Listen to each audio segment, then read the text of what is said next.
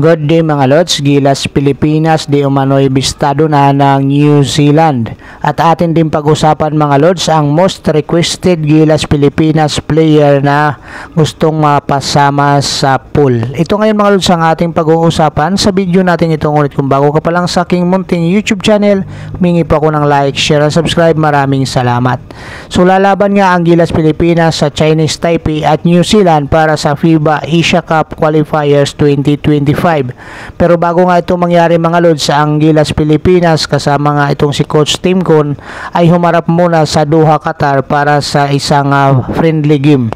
Pero ang nagresulta dito mga lods ay medyo dismayado nga itong si Coach Tim Con dahil nga ang Gilas Pilipinas ay isa lang yung panalo at dalawa yung talo.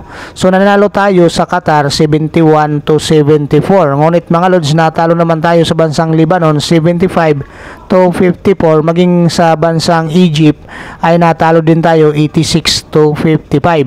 So dito nga mga lods, na expose nga yung Gilas Pilipinas yung problema dahil sa kakulangan nga sa height ng Gilas Pilipinas. Nagkaroon ng height disparity dito nga sa mga bansang Lebanon at saka Egypt dahil ang ating 7-footer na si Kai Soto ay injury nga ito mga lods, kaya yung Gilas Pilipinas ay ang si Jormar Fajardo at AJ Ido ang medyo mas matangkad lang dito mga lods, at tanging itong si Justin Brownlee ang talagang bumubuhat ng Gilas Pilipinas sa mga laban na ito mga lods.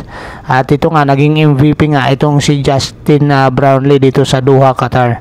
So ito naman mga lods ay pinahayag naman ng coach ng New Zealand na ayon sa kanya ay malaki pa at marami pang tinatago itong si Coach Tim Con at hindi nga nilabas dito sa friendly game sa Doha, Qatar. At dahil nga mga lods na no bearing games nga itong Doha, Qatar league na sinalihan ng Gilas Pilipinas, so hindi nga nilabas ni Coach Tim Con lahat ng kanyang alas dito dahil ang player nga niya dito mga lods, kung mapapansin nyo, tulad nung sinabi nga nitong si Jude Flavel, yung coach ng New Zealand, ay mayroon pa nga tinatago itong si Coach Tim Con dahil lahat ng player nga ay pinapalaro ni Coach Tim Con ng kukunti nga yung minuto, at lalong lalo na yung kanyang mga starter ay hindi nga binababad masyado nitong si Coach Tim Con. So ito yung napansin ni Coach Jude Flavel na makakaharap muli nila ang New Zealand dahil tinalo nga nila yung New Zealand dito sa Pilipinas. So dito naman sa New Zealand maghaharap naman sila. Kaya antabayan na natin mga lods ang laban ng New Zealand at Gilas Pilipinas. Ngayon mga lods, pag-usapan naman natin itong mga most requested Gilas player na gusto mga pasali sa pool. Ito nga si QMB.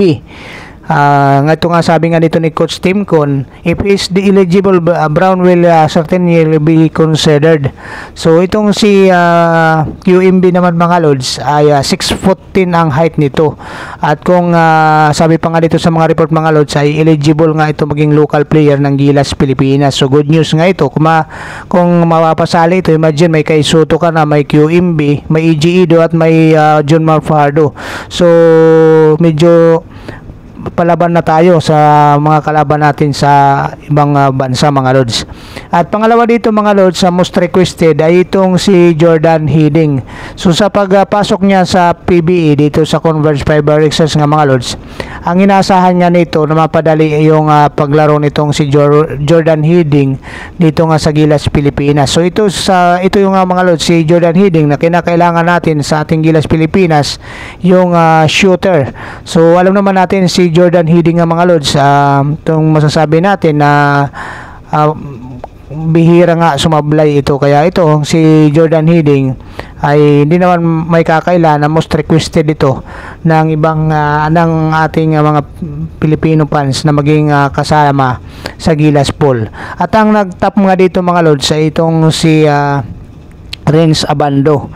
So si Renz Abando naman mga lods, napanood nga natin nung napasama ito sa FIBA World Cup, kung saan nga ay nakitaan nga itong si Renz Abando ng kanyang athleticism at saka yung depensa nga niya dito mga lods. Kaya siguro ganito na lang katindi yung kagustuhan ng ating mga kababayan na mapasama itong si rin sa bando muli sa Gilas pool ni Coach Tim Con. So antabayan na natin mga lods, dahil nga alam natin itong pool ng Gilas Pilipinas ni Coach Tim Con, mayroong mga player na hindi na nga effective.